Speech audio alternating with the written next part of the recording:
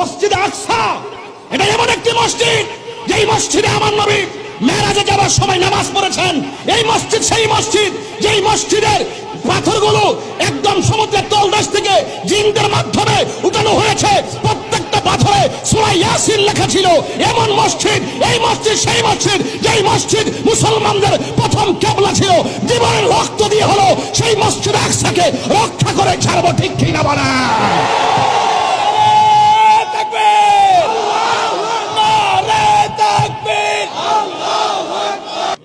এবার মিল্লামিশা চলেন, সবাই মিল্লামিশা লন, আমরা ফিলিস্তিন যাই।